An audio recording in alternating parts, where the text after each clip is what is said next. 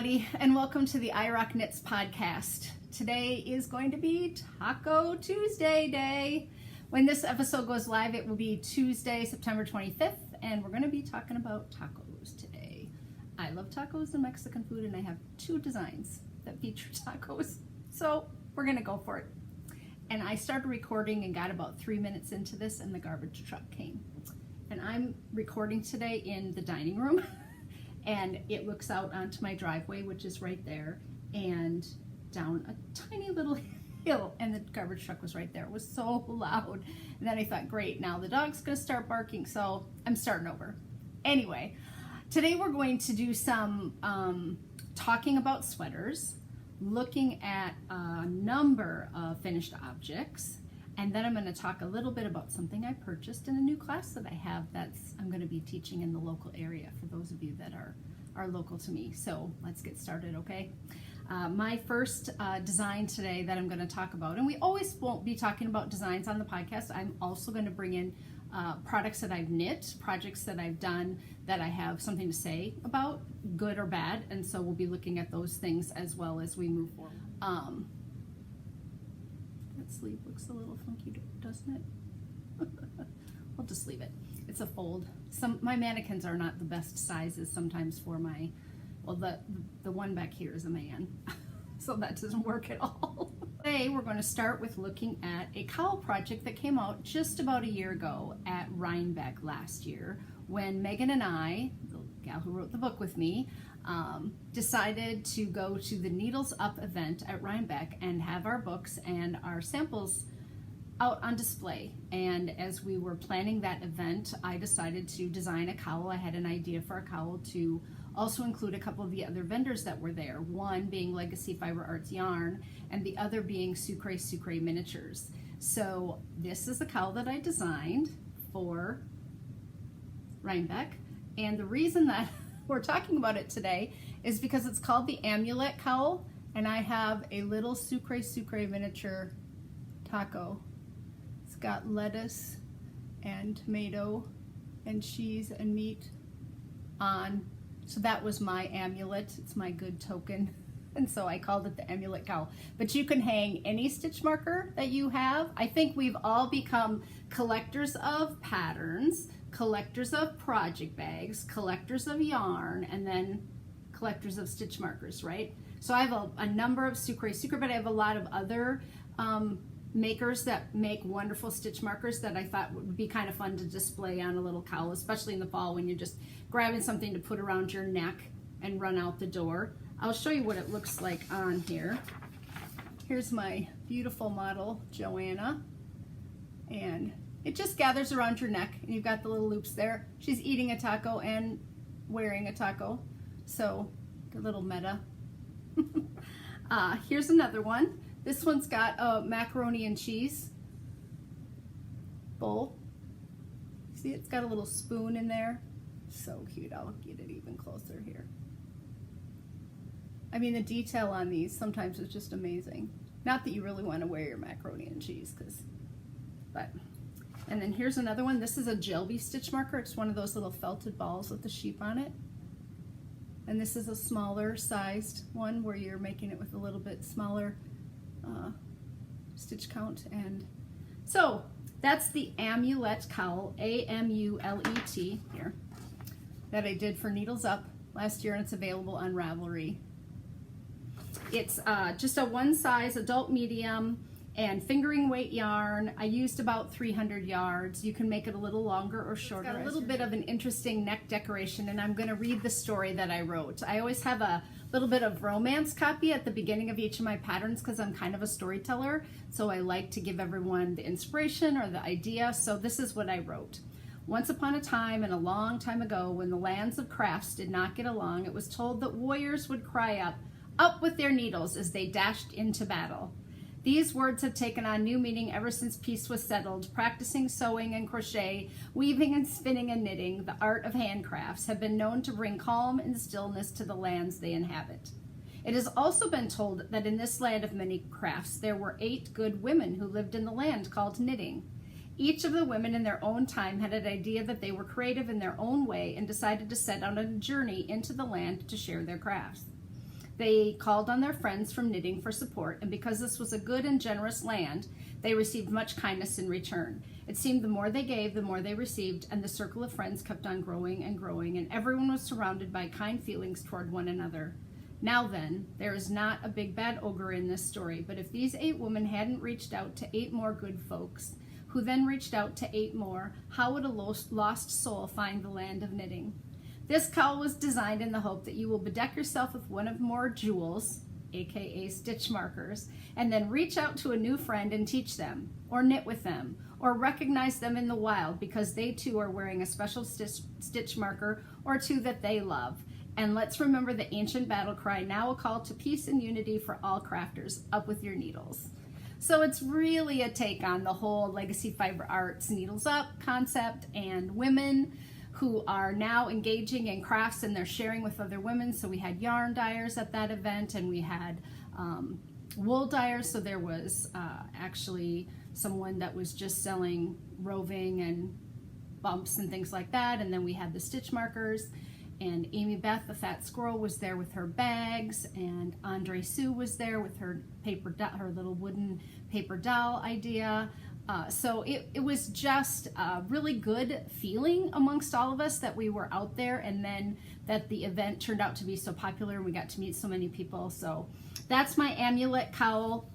It's kind of kitschy because I've got the little taco on taco thing going on there. You do not have to hang anything on your neckline if you just want to knit the cowl and actually have it just be plain. That would be absolutely fine as well.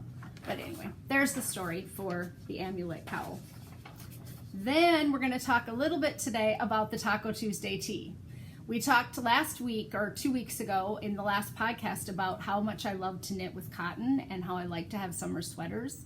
And so I have 2 different concepts going here. This one's in wool and this one's in cotton. And this is the one that I'm wearing, is also in cotton. So this is Cascade Ultra Pima Cotton DK, you know, one of my favorites. And the first one I made, I wanted the design to be a little less loud and bright. So I kind of wanted people to go, are those tacos? Does that sweater actually say tacos all the way around it right here? And so I just did a little checkerboard and kind of made it a more faded design. I kind of wanted to take a little play on Fair Isle and Fair Isle knitting that has, you know, bands of color. So I just thought, okay, I'm going to do that, and then I'll knit myself one that's loud and bright and colorful like Corey likes and would be more likely to wear. So the first 2 were both done in a lavender, and this one over here is done in Rowan Felted Tweed DK, and this one is the Ultra Pima Cotton. And as you can see over in this one, you really get the tacos up here and the word tacos that goes around to be quite muted if you want it to. And then on one like this, you can see that it literally says tacos all around the band. It's a lot of fun to wear, and this pattern came out on Cinco de Mayo, May 5th, and then I asked people to try to knit it by October 4th, which is National Taco Day. So if you're interested, you could cast on National Taco Day. And today I have a giveaway of some sweaters quantities of yarn because I had so much yarn left over. So let me show you that.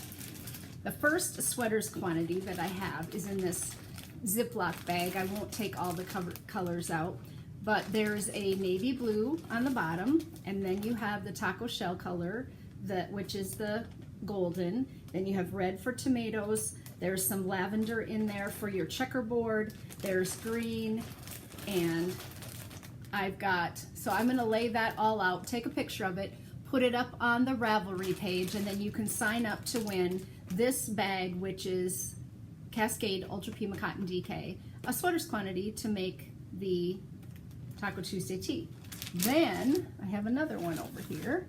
This one didn't have quite as much yarn left over, but there's still quite a bit. So if you like yellow better, you could do an all yellow tee with the red for the tomatoes, the green for the lettuce, and the taco shell. The only color that's not in here is the gray, and I'm thinking there's an extra scale of green of gray in that first bag, so I'll split it out and make sure that there's, so if you like yellow, you could put your name in for this one. If you like blue, navy blue, you could put your name in for that one. If you like either color, you could put your name in for both.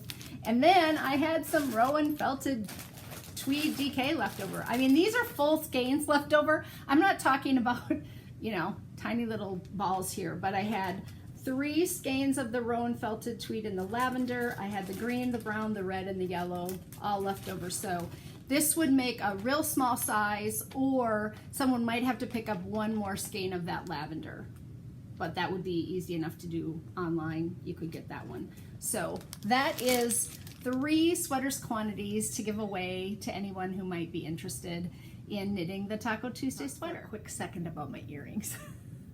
I ordered these little felted avocados because someone told me that I should get margarita glasses to wear with my taco sweater, and I'm not much of a drinker, so I went out on Etsy to see what I could find, and I found these little felted avocados, and I thought they were so cute. So I'm going to be wearing my avocados with my tacos, and this is the company that I got it from, Perrin Baba. Etsy.com. She's got tons of felted stuff. It came from the Isle of Wight in the UK, and so it took a week or so to get here, maybe a little longer, but I really like them. I think they're really going to be funny. And you know, why not go with tacos and avocados if you're going to go out into the world with kind of a crazy sweater? Let people notice both things, right? This is the wool Rowan felted Tweed DK. See how muted the colors are. The sweater is knit from the bottom up, and then the sleeves from the bottom up, then everything's all joined together to work in the round, and then you've just got, I don't know, 11 to 20 rounds of color work. Not a whole lot to deal with there. And nothing is stranded very long behind, so you definitely don't need to carry floats. So, teachable moment today on the Taco Tuesday sweater is we're going to talk a little bit about waist shaping and about the knitting of sweaters. So I have a class that I teach called 50 Shades of Sweaters, and I bring 50 different hand knit sweaters to class, and we discuss all kinds of different issues, topics, drape, construction, top down, bottom up. I let people try on all the sweaters, but one of the things that often comes up in a class is the concept or idea of waist shaping. It's become a little more popular in the last probably 5 to 10 years for sweater designers to include waist shaping in their sweater designs. And not only does the waist shaping occur over a multiple of rows, you kind of need to get that to hit you at a certain spot.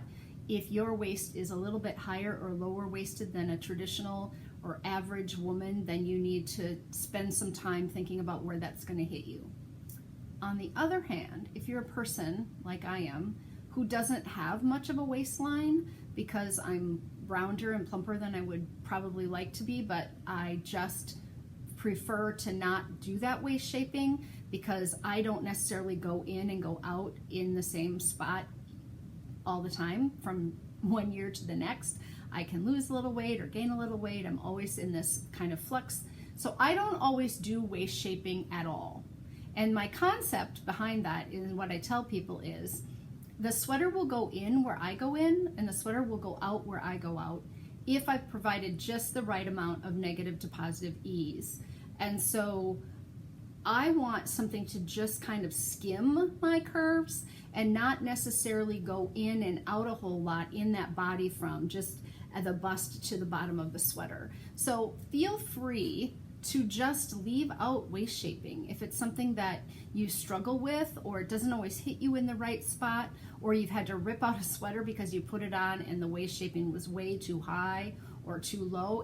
The worst thing that can happen is that you put waist shaping in and it hits you way too low on your body, so that where you start to curve out for your hips is where the waist shaping starts, and it can just make it super ill-fitting, and that's just a length measurement for someone. So that's one of the things that I wanted to talk about with this sweater.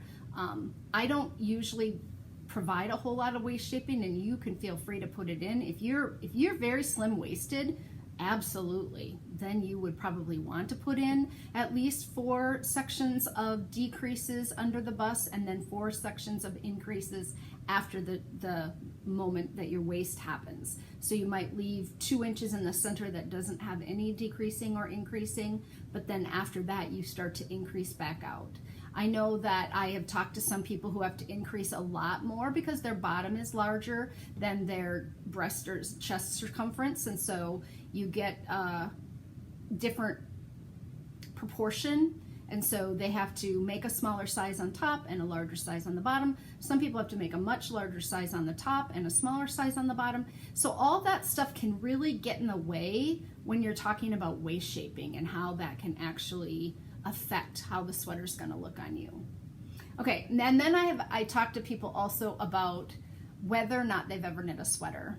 And if this is something that you're thinking about doing, or you've never knit a sweater before, or maybe you've knit 1 or 2 sweaters, here's my thought on that.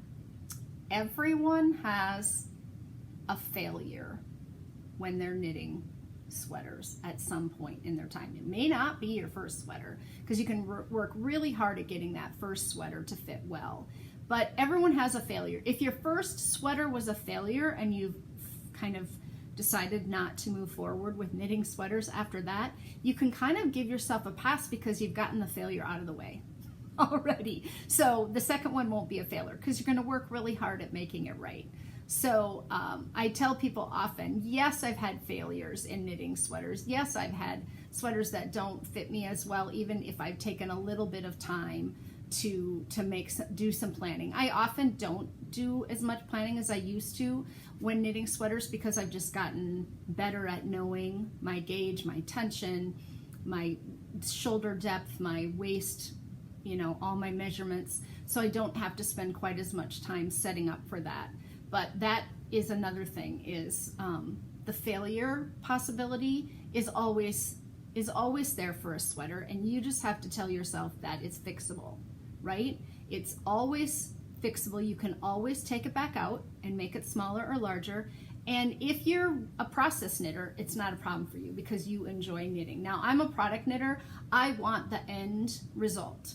I am going for the product at the end, and the process is not as important to me. I like to knit fast and furiously, and I'm not meditating and moving slowly through the project and looking at it all the time and admiring it and laying it out and saying, gosh, I'm just going to look at this because I'm enjoying the process so much. That's not the kind of knitter that I am. It's kind of like how I live my life too, is full speed ahead, get on it, get it done, and then I want to be able to wear the final product. So for people who are knitting their first sweater, this is what I talk about a bit in my class. Have you knit a large shawl? A giant shawl, perhaps of, let's say, more than 1 skein of fingering weight yarn, 2 skeins, 7 skeins, some of those fade shawls that are out there right now. Have you knit a pair of socks? If you've done those 2 things, then you've knit the amount needed to knit a sweater, because you've knit a large shawl, which could be determined like the body of a sweater, and you've knit 2 socks, which could be similar to knitting a sleeve. So if you're afraid of the commitment of knitting a sweater, and you've knit a shawl and you've knit socks, then it's the same time commitment, because probably you're not going to start with a fingering weight or lace weight sweater. I mean, you might, but you probably aren't going to start with something that's that fine of a gauge to get you started. So it's going to work up faster or more quickly than the shawl did, and then you've got either short sleeve, 3/4 sleeves, or long sleeves, and then you've got, your sock commitment, time commitment down. So if you take a look at how long it would take you to knit a large shawl and then how long it would take you to knit a pair of socks, that's kind of the time frame that you have to set aside for actually knitting the sweater. When I was a high school teacher, one of the things that I would have my students do, it was do independent reading. And if you have reluctant readers, a lot of times looking at the size of the book, they would say to themselves, that's just too much for me. I can't possibly knit or read 600 pages or 400 pages or even some of them 200 pages. So one of the things that you can do in order to give yourself a gauge for how long it's going to take to knit something is something that I used in my reading classes. If you sit down and read or knit for 6 to 10 minutes and time yourself, and then you take that calculation and figure out how much knitting you did. Did you get 2 rounds done? Did you get 1 round done? Did you get 4 rounds done? Were you on the sleeve? And if the student would, let's say, read 10 pages in 6 minutes, then we would divide that into how long that student would have to read each night in order to finish the number of pages that they would have to get done to get the book done in time. So if you're on a deadline and you're doing deadline knitting, one of the things that you can do is measure how much you're getting knit in a certain period of time. And then you can know, and some of you don't want to know. You don't want to know that it's going to take 38 hours to knit a sweater, or it's going to take you 79 hours to knit a sweater. But one of the things that I know about myself is that if I knit all day, if I'm on a deadline and I knit all day, I can knit 200 yards worth of yarn in a day. That's a lot of knitting for me, and that is giving me some time to eat, maybe run an errand or two, but I'm pretty much sticking with it all day. I can knit a couple hundred yards in a day if I'm really barreling down. Now, I'm a pretty fast knitter. I pick my knitting, I hold my knitting in my left hand, and so I can move along quite quickly, but I'm also highly distractible. Imagine that. So I look up and around a lot. I will sometimes find myself with my yarn in my lap watching TV and forgot to keep knitting, or I will look at my phone, which is, you know, the bane of my existence some days because I just have to stay off Instagram and Facebook and getting messages and picking them up right away because I have to get the next message or see what someone's saying. So I'm highly distractible in my knitting, even though I'm fast. So you can get a good idea of whether or not you can finish a sweater in an amount of time. So let's talk right now, right? We're talking Christmas sweaters. Are you going to knit a gift for someone? Are you going to knit a Christmas sweater for yourself? You've got September, October, November, and December. So we're at the end of September. Let's not count September. September 25th. So really, honestly, you have 3 months that you could knit a sweater for yourself and have it done by Christmas, or have your Christmas knitting done. And you can make that decision on whether or not that's something that you would be able to get finished or not, just by doing some time of timed knitting for yourself. Knit for 10 minutes, knit for 20 minutes, figure out how far you got in that 20 minutes, take it times 3, figure out how many hours it's going to take you to knit a project. So I don't think that that's necessarily as important for the lay knitter, someone who's not knitting to deadline a lot, but for someone who's wants to be a test knitter or wants to be a sample knitter, then you need to know whether or not you can actually get something done and how many hours a day it's going to take you to do that. I have had some people ask me about my tech editing and my sample knitting and my test knitting, and I'll tell you that I'm a pretty big believer that people should get paid for their work, and so I pay most of my knitters a not living wage, but anywhere from 10 to 15 cents per yard in order to finish a project for me that is a sample that I'm going to keep. So I'd give them the yarn, and then they would knit, and we would weigh the finished object. We'd figure out how much yardage was in it, and then depending on the difficulty level of the knitting, whether or not they're doing like a colorwork yoke or a stockinette, hat, then I will pay them for their time. You can't really make a living doing that unless you're really a good technical knitter, and a lot of times you have to be willing to rip out. Because if you find a mistake in the pattern, and I've got 2 or 3 people knitting samples and one of the people gets ahead of you, or you're ahead of the group and you find an error that has to be fixed, that may mean that the other two people have to rip back to that point or rip out or start over because a mistake has been found in the pattern. I do my best to have super accurate patterns that go out to test knitters, and I usually have them taken care of by my tech editor. I use Ellen Silva as my tech editor. She did our tech edit in our book for us, and we worked really well together, and she makes my patterns look the way they look. I will be perfectly honest.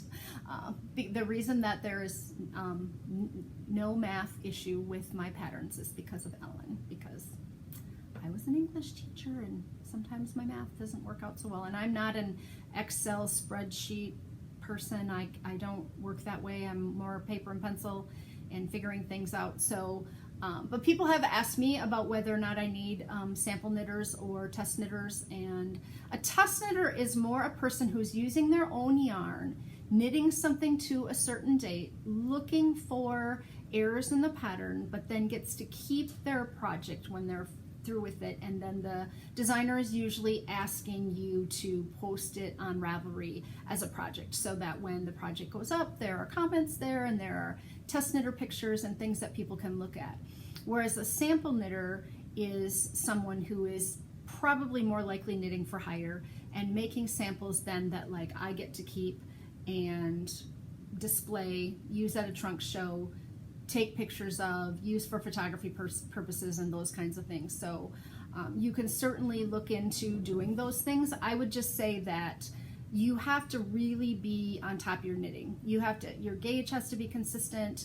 You have to be dedicated to getting it done within a reasonable amount of time, and you have to be a good communicator. If you are knitting at home and you're finding an error, you have to get in touch with the person that has designed the project right away and work things out with them. Maybe you have a suggestion for what the error was. Maybe it needed to be a knit two together instead of an SSK or whatever, and that's a simple fix or change. And then sometimes maybe the stitch count's off.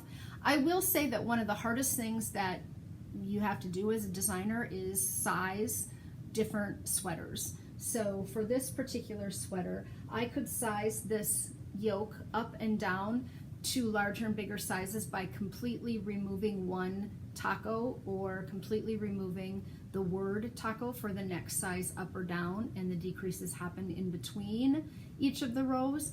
But if I had a large graphic, it would be really hard to size the yoke of a sweater and get it into all the different sizes without having a half taco somewhere. And I talked about that a little bit before, but the taco sweater is written for sizes 34 to 50. I did not do a huge range on this one because I just didn't think that it would be super popular and knittable by a large number of people. We eat Mexican influenced food at my house once a week, once every 2 weeks. We eat out at Mexican restaurants in the area at least once a month. Tacos and Mexican lasagna, that's one of my favorite things to make, where you layer soft shell corn. I use corn because I'm gluten-free, or flour tortillas, and then you layer beans, refried beans or black beans, and then you layer meat and cheese, and then you layer another layer of shells, soft shells, and then and top it with lettuce and tomato and put it in the oven. It's a little bit easier at our house for us to eat that than it is to have tacos. Tacos can be kind of a mess. I mean, we love tacos, but putting it all in the pan and just serving it that way is a little less of a mess, and you don't have to have quite so many things out on the counter during supper. So we love eating that kind of thing, and I just thought that I would wear a taco sweater to death, but I didn't think that necessarily there would be thousands of people that would be clamoring to knit or wear a taco sweater. So it has a limited number of sizes for that reason. Okay, let's move on to what I knit in the last few weeks. What's come out of the project bags? Someone was teasing me the other day new beginner knitter that I have who said that she had mentioned to someone that Corey sometimes has 22 project bags with projects in them, and that is true. I have gotten up to that number before. I love to cast on. It's my favorite thing to do. I know that's not everyone's favorite. If I can get that cast on in a row knit, I feel like I've knit the whole thing. I get so excited to do the cast on. So I will often start something and then put it in a bag for later. And I have a coat rack. I'll set that up next time maybe, that I hang all my project bags on. And so it fell over a couple of times a month or so ago. It just tipped over.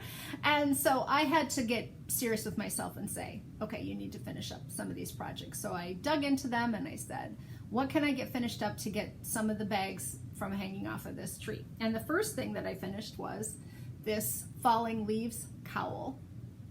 I bought this yarn, it's Tweed, at Vogue Knitting Live in 2016. And Vogue wasn't here last year in Minneapolis, but now they're coming back this year, and I signed up to take some classes, taking some design classes, because I just love to learn, and I need to learn, and I like to see what other teachers are teaching. And so I purchased this, and it was done to about here and in a bag. Didn't have that much left to do, and so I thought, well, I'll just pick that up and get that done really quickly. Well, the problem with this cowl, and it's not a big problem, but there are 3 colors in a ton of the rows, and that's why I think I had set it down. Because when you're knitting across this row right here, and you're doing green, and then the cream, and then the yellow, and then the cream, and the green, and all the way across, well, that happens all the way up to the tip, and then it starts again, and it happens again here with the yellow and the orange up to that tip, where you're knitting with 3 colors. So that just slows me down, because I'm super fast when I'm knitting with 2 colors, because I knit with 1 color in each hand. But that's the Falling Leaves cowl, and it is by Paige Darling Shipley, and it Good For You EWE patterns. And her yarn, I believe it was the lady in the booth was selling the yarn that designed the cowl, was called Good For You Claddagh. That claddagh is the Irish ring with the hands on it. And so here's the project page. It's sport weight yarn, although I would say mine felt a little heavier than that. And Good For You Claddagh is the yarn. The pattern is $5 on Ravelry. And guess what? I don't want to knit another one. So I had a ton of yarn left over. I had a full skein of the cream, and then I used very little of the other colors. I had a full skein of red, which I never did even, I don't know why I bought it, because I thought maybe I was gonna put red instead of the orange, but I love orange. So I have this as a kit to give away on Ravelry. So if you want to knit, if you like knitting 3 colors in a row, it's a really cute cowl. I probably should knit a bunch of them out of the leftover yarn and give them away for Christmas or do presents, but I thought it would be more fun to have you guys do it. So it does have corrugated ribbing at the bottom and the top, and in a reverse order, so orange, yellow, green, and then orange, yellow, green at the top, which I would have thought maybe should have gone green, yellow, orange, but it's cute. And I will give that yarn away out on the Ravelry page. There will be a prompt in there to have you tell me what your favorite colors are. And then you can just sign up, and I'll do a random number generator in 2 weeks on the next podcast and give all that fun yarn away. Okay, next thing I have to share are the cowls that I knit, that I talked about knitting for Christmas presents this year. I'm going to show you my cowl, and then I will show you the ones I knit. So this is the cowl that I decided I would knit for everyone for Christmas this year. And I'm thinking that it doesn't look great for me to just hold it up like this. So I think I will grab my dress and put it on. Okay, isn't that so much better? Now you can see exactly what I'm doing. I had kind of an orange rust dress, and then I knit this cowl, and so I keep this cowl with this dress, and in the fall, this is what I put on when I'm gonna go out for the day, I just make sure that I put this column with this dress. This is a seed stitch piece of rectangular fabric that you knit, and then you fold it kind of origami style and stitch it up here and put some gorgeous buttons on it. Now I'm kind of a stickler for buttons. I really believe that people should find the perfect buttons for the project, and I love these. Can you see how pretty they are? They're just stunning. They were kind of expensive, but they totally make the cowl. I mean, I've worn this out and had people comment, not on the dress, not on the cowl, but on the buttons. And so for me, that makes it worth it. So I found yarn at a going out of business sale. One of our local yarn stores, one of my favorite local yarn stores, Lila and Claudine's over in Matamidi, is going out of business. They just closed their doors for the final time, and we went over to see, well, to kind of say goodbye. Kirsten, their yarn store owner, was just a wonderful woman.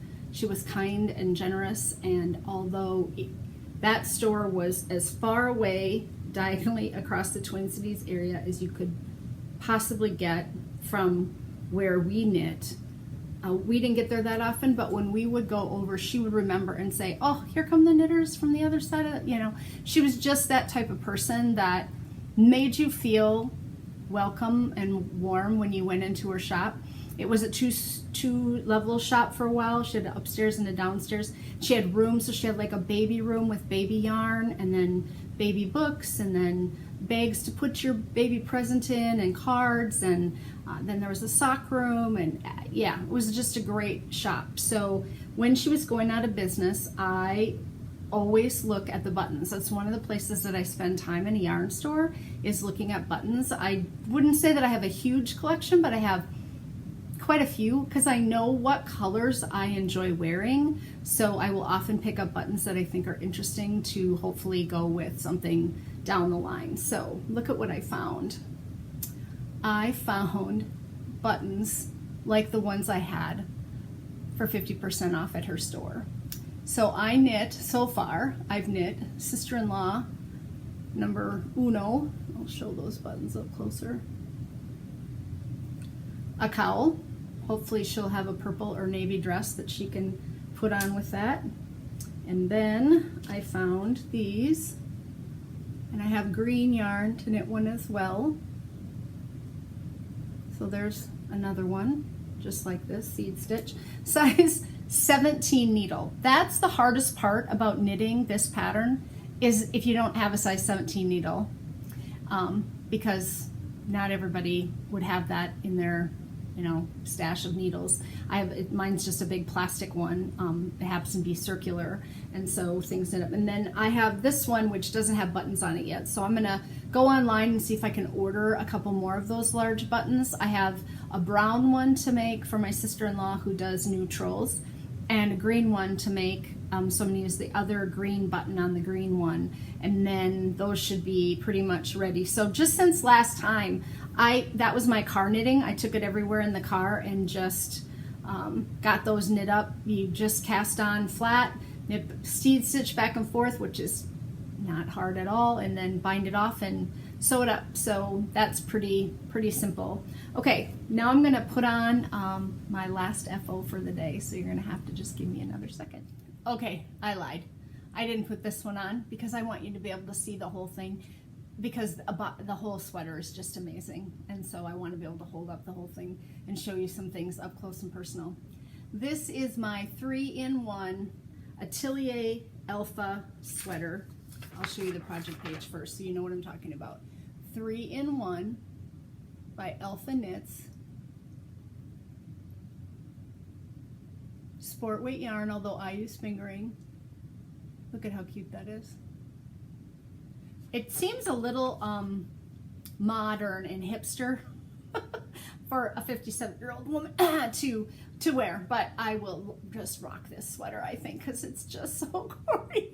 So here is the 3-in-1, because you're doing 3 different, look at this. Oh my goodness. See that sleeve? Is that not super fun?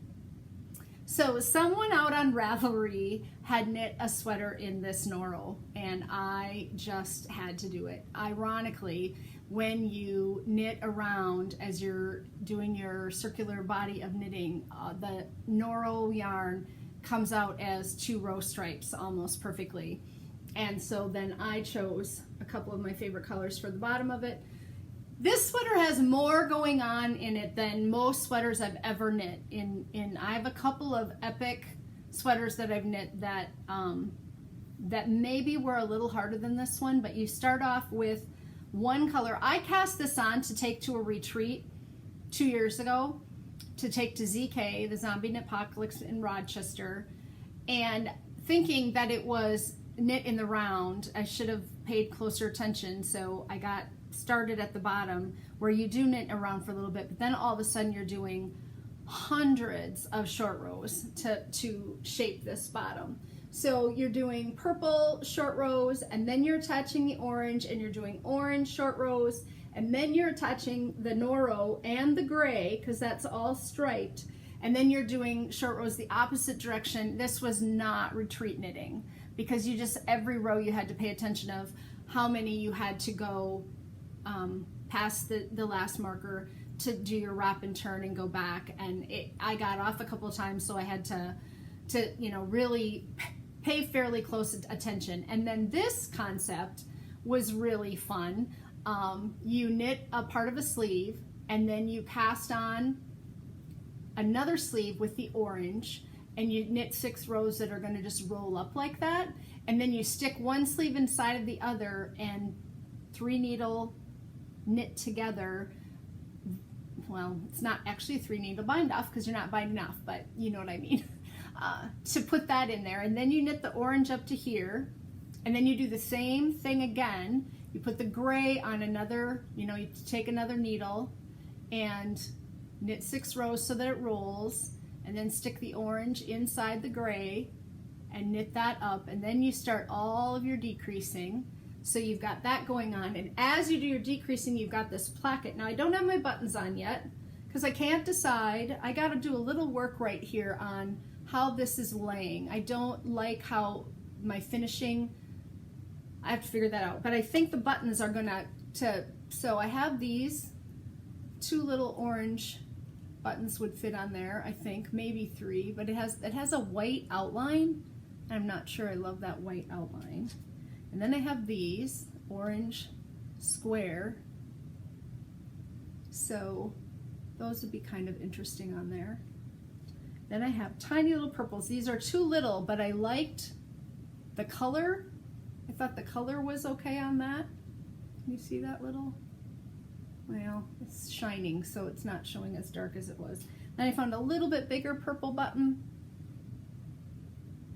and I thought that might be okay on there. So I'm gonna go with purple or orange, and 2 or 3 buttons up the front. And I think once that placket then is stitched on, I think that will look a little neater. Just have to do a little bit of work on my finishing on that placket. So I'm not sure that I can say that I highly recommend this pattern for everyone because you have to be pretty determined. The pattern I think was 12, 14 pages long. It is written for sizes 31 to 51.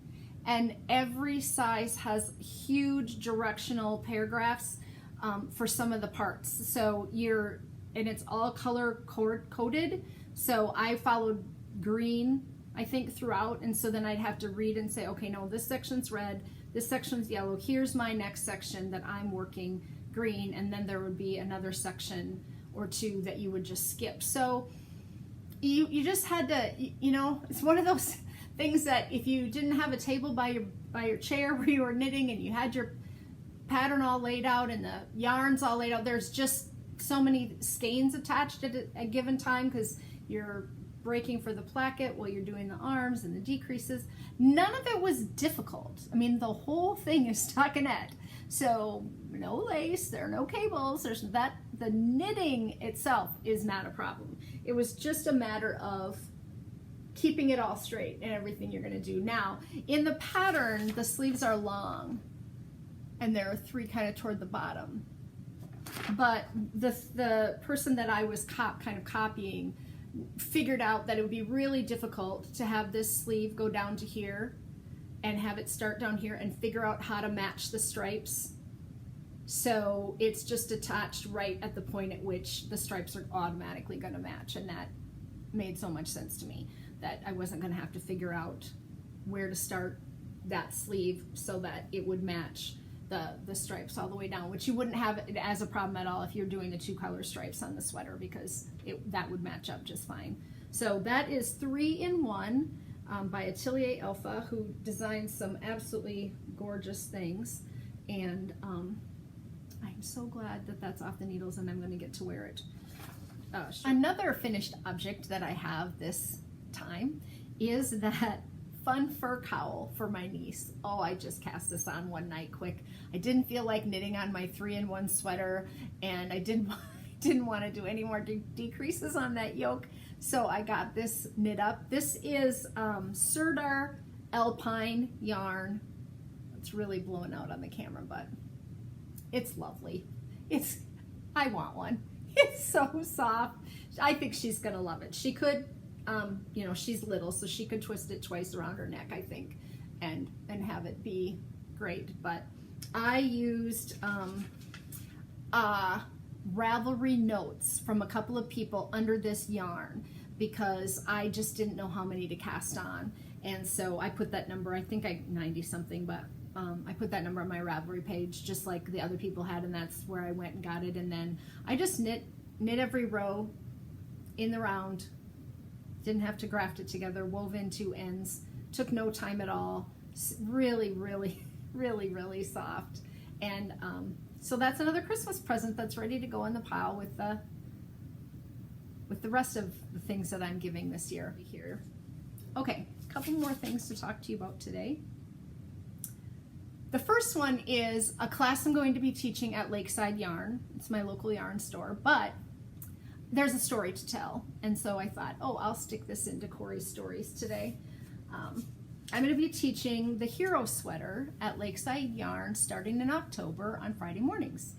And the reason that I think they asked me to teach the Hiro sweater is because I've knit 14 Hiro sweaters. I got a little compulsive about that one year, and here are some of the Hiro sweaters that I knit. So the situation was this: I had collected a large number of sweater quantities, mostly in Cascade when Yarn Star went out of business, and I didn't really need a whole bunch of new sweaters. So I decided that my sisters-in-law, on both sides of the family, I have 2 on both sides, and my mom and my niece would get sweaters for Christmas. So in August one year, I started knitting bodies of the Hiro. The Hiro is knit bottom up, and it has a folded hem at the bottom. So you knit, let's say 14 rows, do a turning row of a purl stitch, and then knit another 14 rows, and then seam it up. And so a couple of the sweaters have that, but for productivity purposes, I decided that some of them could just have ribbing at the bottom. Also, the bottom of the sweater, on some of the sleeves, they got color, and others of the sleeves did not get the color, because when you're doing, again, production knitting and you need to get them all done, you can't take the time to always do the color work on everything. So I knit 1 for my mother, 2 for my sister-in-laws, Jenny and Sherry, 2 for my sister-in-laws, Annie and Kaylee, and my niece, my niece Callie got 1. And then we had a new member of the family. My nephew married a gal from Arizona, and I didn't know for sure if she was a sweater girl, but it was going to be her first Christmas with us. And so I said to her, I'm knitting sweaters for everyone. Everyone else, it was a surprise, but for her I said, I'm knitting a sweater for people for Christmas, and this is what it looks like, but I don't want to knit it for you if you don't like it or you won't wear it. And so she said, I don't know that I would wear that, although she was new to South Dakota at the time. I'm from Sioux Falls, so she had no idea how cold it was going to get. And she chose the North Shore sweater. So I let her pick yarn, and she got to pick the color that she wanted, and she picked the North Shore sweater. And when they all were done, when the sweaters were all done, this was the last time that the sweaters were going to be together again before Christmas. And so I took them to the dog park. We walk in the morning, and we clothespined them on the line, and we had a fresh dusting of snow in December. And so I took that picture, and then I packaged them all up because they were going to 2 different Christmases at 2 different houses. And my niece, the new niece, opened her North Shore and decided that she really liked my sister-in-law, her mother-in-law's Hiro sweater better, so they swapped. So I couldn't knit a Hiro anyway.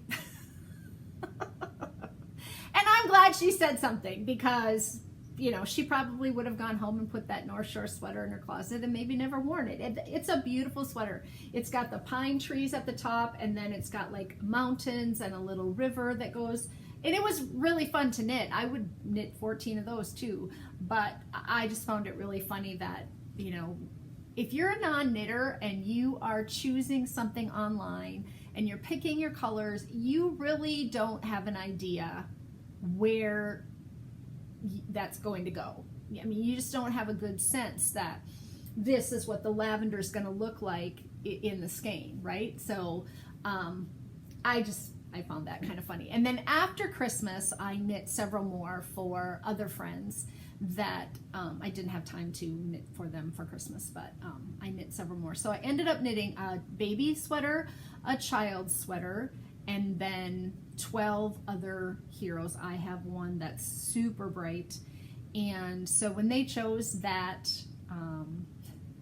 sweater for my class at Lakeside Yarn, I just thought it was kind of funny, because I will knit another one now, because I'll want to be one step ahead of the class in showing them the step outs for how to knit the sweater. And mine is a cardigan. The sweater online is written as a cardigan and as a pullover, so you get both. And then there's also the child's version, which is a separate sweater, so that is an option for people. This middle one here was for my niece at the time, and she's a little girl, and so she got a cardigan. The other thing that I need to say is that the Hiro is pixelated at the top. The Hiro sweater really was the original fade because you pixelated from one color to the next, knit one, knit one, knit one, knit one in different colors, and then knit 2, knit 1, knit 2, knit 1, and then knit 3 across. So there's no carrying of floats, because everything's quite close together. You really don't have to carry your floats anywhere. But if you choose to knit the cardigan, it is not written as a steeked pattern. So it is written as a back and forth. So you already have your front band open, and so you're knitting the color work on the purl side. I didn't have a problem doing that, but I know some people would really dislike that process, because you can't really see as you're going across. Like I said, it's pixelated, so the repetition is easy to get, like knit 3, knit 3, knit 3, knit 3, the next row is knit 1, knit 2, knit 3, knit 1, knit. So you're going, you know, in little bursts of things, so wasn't difficult to knit it on the purl it on the back side and get those color works when you're going back and forth. But I just want to mention that as something that is probably not as common as someone would think, that a cardigan would just have been steeked, but it's not. It's knit back and forth. And the thing about the Hiro is that no matter what colors you pick, it works, because you're literally fading from one to the next in a gradual format. And so it doesn't matter whether or not the colors are kind of contrasting or discordant at all, because they all kind of meld together. I really thought, let me show you this one. I thought this one was kind of not gonna work. It was brown and then gold and silver. And I love that one now. But the colors, when I laid them out like on the counter, and they were, you know, sweater quantities that I had in my stash. So I really didn't want to be buying a whole lot of other yarns to supplement. I really kind of wanted to use what I had. When I laid that brown with that gold and that silver, I kind of was like, oh, I just don't know about that one. I think it was the last one I knit. I get all the bodies done because it's just, you know, in the round. So you could take it everywhere you went, and I just knit like the wind that fall. I could just take those sweaters anywhere because I was just constantly knitting in the round. And then I could do the yoke in 2 evenings. I could do half the yoke sitting down one evening and the other half of the yoke. So I really had it down to a science. But if you have scrap worsted weight yarn in your stash and a worsted weight sweaters quantity, you can really make this sweater quite easily, because it just, and you can go out, of course, on Ravelry and look at all the beautiful ones that have been made, and then really get an idea of colors that you might like, and then just absolutely copy someone if that works for you. Okay, that segues really well into my little segue here. The woman who shopped. I love this accessory, this helpful hint, this tip. This is called Try It On tubing, and it is available at different yarn stores. Carry it online. You can just type in Try It On tubing. I got mine from Big and Bitty Bags. Big and Bitty Bags on Etsy. There you go. It cost about $5 at the time. And this is how it works. You take your knitting tip of your needle and you stick it in to the hollowed out end of that tube, and then you just pull your needle out of your knitting, and this goes into your knitting, and so you can try on your sweater. And then when you're ready to pull it back through, you just pull your needle back through all of your loops, and it slides quite well. This comes in 2 sizes. This is the skinny size. This is the only one I ever use. I also have the larger size, but I never use the larger size. Even on bigger needle sweaters, I can jam that in there. I think one of the problems that I have come across with people knitting sweaters is that they don't try them on often enough, because it's a pain. You got to sit there and scoop each stitch onto another knitting needle, or you can use your interchangeables. That's another great way to do it, is just screw 2 interchangeables together with the connector and pull that through. That I use as well quite often. But if you don't have an interchangeable set, and one of the things that you struggle with is trying your sweaters on because you don't want to put it on waste yarn to try it on, then for $5 or less, you can get a piece of Try It On tubing to try your sweaters on as you go, so that you're getting, you know, the appropriate fit, or the fit that you like. Like I said again, you know in your heart how you like things to fit you, and that's the way you should make your sweaters actually work. Is to get the fit that you're most comfortable with. And so if that means it's a little oversized, great. And that means it's a little more snug and trim fitting because that makes, you know, you feel good, then great. So Try It On tubing. Okay, we have one question this week from someone, and I'm going to try to do my best to answer it for her. This is from Kathy, and she said, I really need to learn how to make sweaters that fit me. I started one sweater but realized that I was making it way too big and tore the whole thing out. I'd like to learn about positive and negative ease and choosing the right size to make. When they put the bust measurement for sizing and I fall in between 2 sizes, which way do I go? My hips are larger than my bust. If I make the sweater to fit my bust, will it be too small for me? Everyone says do the math, but I don't even know what math I should use. I hope this helps give you some ideas. I think that is probably one of the best questions that I have. Very succinct. She knows what she wants. She wants a sweater that fits. So let's talk a little bit about positive and negative ease. This is how I like to think about positive and negative ease. If you measure yourself at your widest point, your bust circumference or your hips, and that measures a certain number of inches, then you would go from there either up or down to measure whether or not you wanted something to have positive ease, meaning it would be 2 to 4 to 6 inches bigger than that measurement. That's positive ease. That means that it's bigger than the bust circumference or hips or waist. That would have positive ease in that section. And then negative ease would be that the numbers are smaller. So if I have a, let's just say someone's knitting to a 40-inch bust and the sweater measures 42 inches when you lay it out on the bed, then that is 2 inches of positive ease. If it measures 36, then that's 4 inches of negative ease. That means that when you put it on, it's going to be smaller than your measurement. So socks have negative ease because they're smaller than your foot when you're done with them.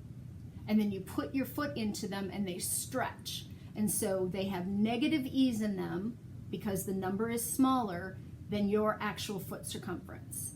And sweaters often have positive ease in them because they are larger than your circumference. So if my sleeve measurement, top of sleeve measurement, I think is 10 inches, 10 to 12, something like that, and my sleeve measures 14, then I have 2 inches of positive ease in my sleeve, and that might be more than I want, especially if I have 4 inches of positive ease in my sleeve. That might be more than you would want in your sleeve. So there's your first tip, is that ease has to do with whether or not the item is going to be larger than you are or smaller than you are when you're talking about sweaters. Okay, picking a size and doing the numbers.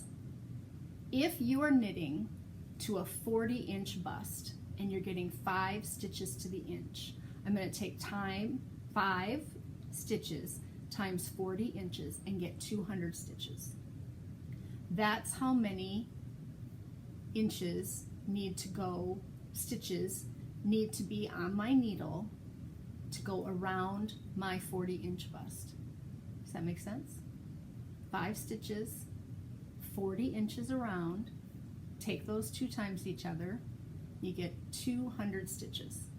Now, if your bust is a 42, then you need to go up, and if your bust is a 38, then you need to go down a certain number of stitches. How many stitches?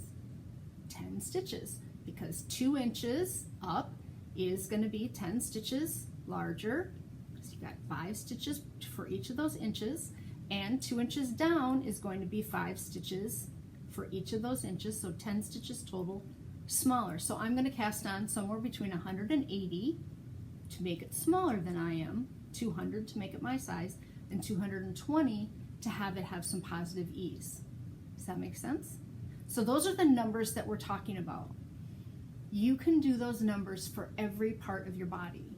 You can do it for your neck, measure, right here I could measure around.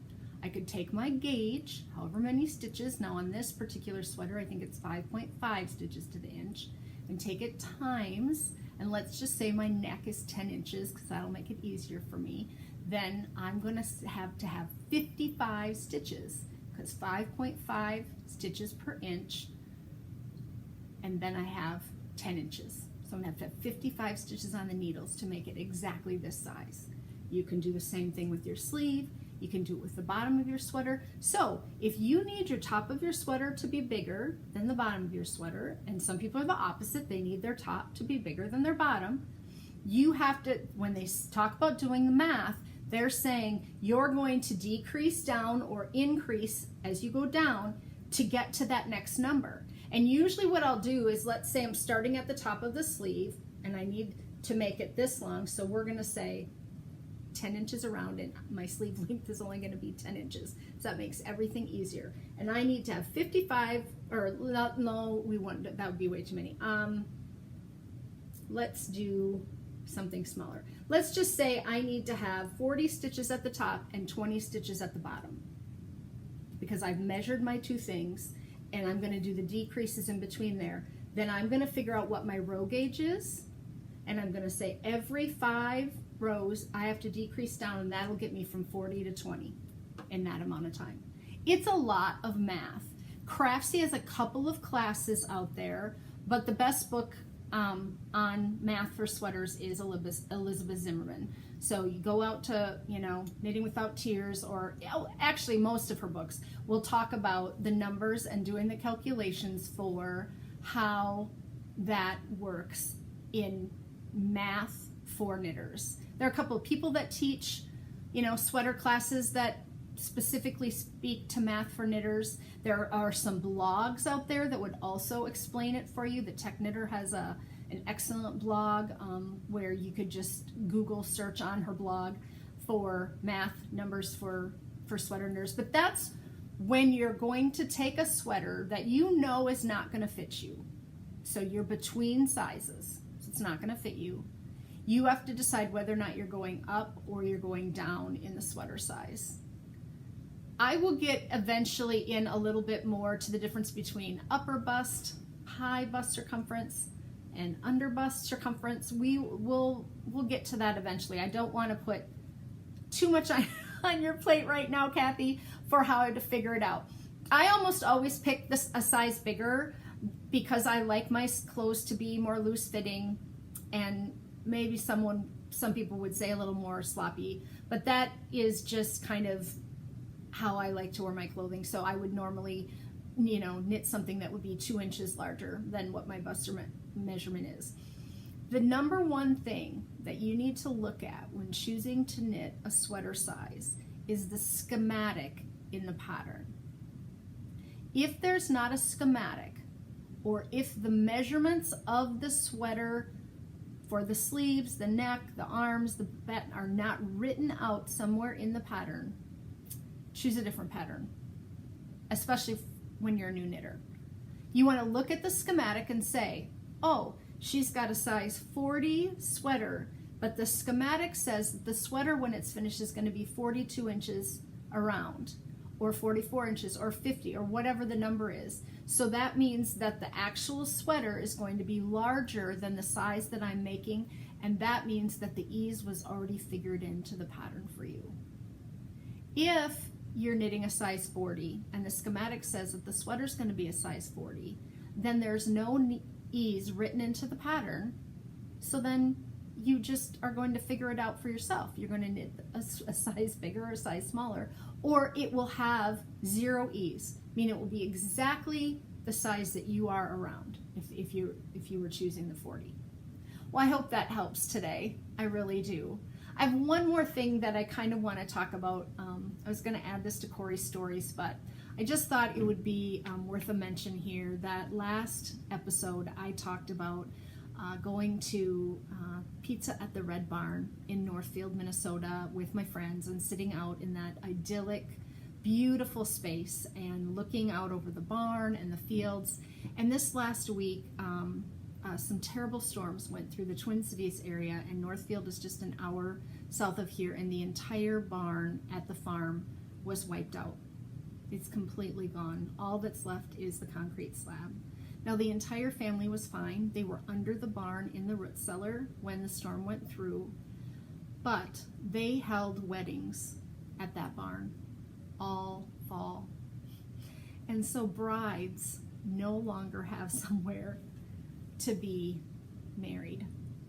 The family is going to rebuild, and there's a GoFundMe out there right now for Pizza at the Red Barn. And if you're local or had spent any time ever at the Red Barn and hadn't heard that this had happened to the family, the house was damaged, but not badly. But the barn is completely gone, and almost all of the outbuildings where they made the pizzas and all of that, it was just completely, the pictures on the news were just so devastating. And I just feel so badly for that family. They had built that facility specifically to have weddings and events in that barn, and then to have pizza every Wednesday night and Sundays all summer and into the fall. And it was just so sad. I know the local airport sustained really heavy damage, and it's really a bummer. And I just wanted to share that with all of you. So if you have an extra $5 and wanted to go and donate to something that you might not have ever been to, but it just, reaches your heart, then that might be something that you want to do.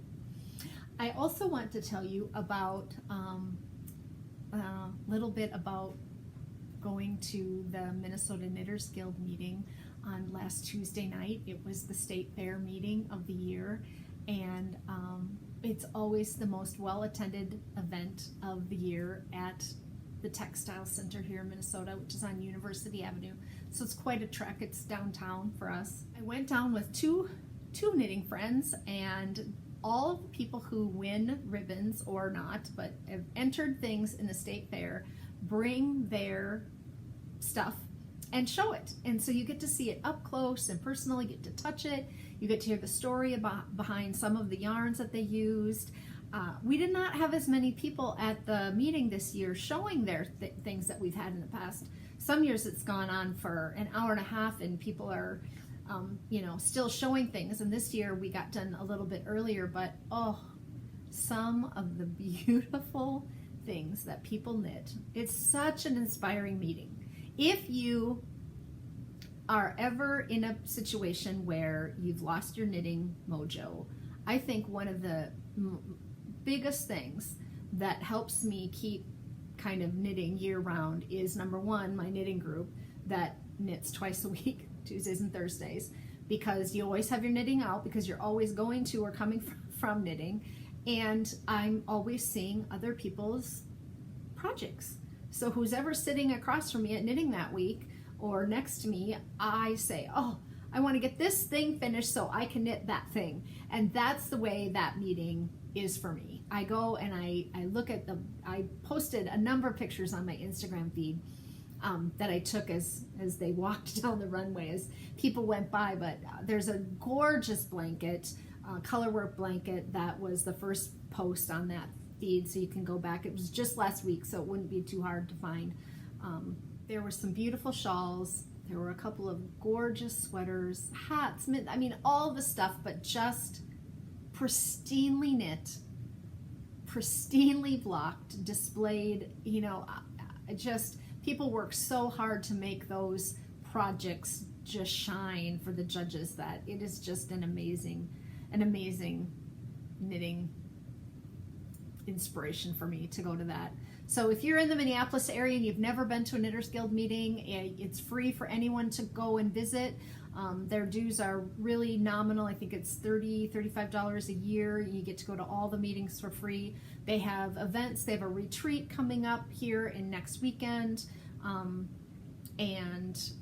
So there are just all kinds of benefits to going to that meeting and being a part of the Minnesota Knitters Guild.